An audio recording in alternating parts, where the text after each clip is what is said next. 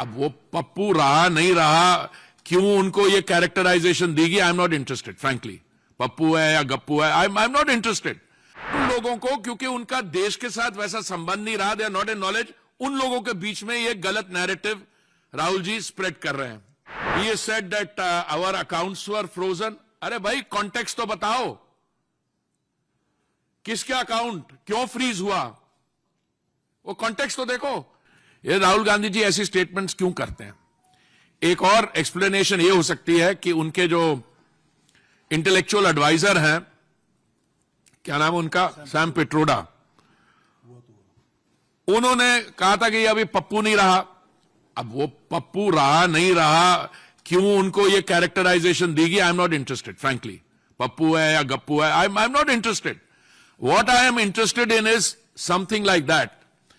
उनके इंस्पिरेशन जो है वो कहते हैं कि India is not one nation और आइडेंटिटी। वो को जो नॉर्थ से आते हैं, वो कहां से आते हैं, वो अफगानिस्तान से आते हैं। जो नॉर्थ ईस्ट वाले होते हैं वो चाइनीज होते हैं। ऐसे तो लोगों की कंपनी में ये है, तो आई एम नॉट सरप्राइज्ड कि ऐसी ये बातें कर जाते हैं। But I think this is far more sinister. Why is this more sinister? कि वो जो उनके सामने लोग बैठे थे, पुअर चैप्स, मेरे ही कम्युनिटी के हैं, जो आपने ईमानदारी से they are trying to eke out a living in the United States और मेहनत करते हैं, उन लोगों को, क्योंकि उनका देश के साथ वैसा संबंध नहीं रहा, they are not in knowledge, उन लोगों के बीच में ये गलत नैरेटिव राहुल जी स्प्रेड कर रहे हैं। और उसके बाद वो क्या कर रहे हैं, मैं उसमें नहीं जाता हूं। The other day he said एक बहुत बड़ी लार्ज इकोनॉमी है, वहां पे अनएम्प्लॉयमेंट नहीं है। कभी कुछ कह देते हैं। अभी ही has let loose a diatribe against the RSS. You know, he ought to educate himself. If there is one organization which has come forward whenever we've had problems, it is the RSS. And to attack them and to attack the country. I mean, I think during this process, it has made it worse because he's not gone out of India as an ordinary citizen. As RP says, he has gone out as a leader of opposition. And what has happened during this? He has attacked the legal system in India. He has attacked, as I can see it, the outcome of the elections. He has said that our accounts were frozen. अरे भाई context तो बताओ,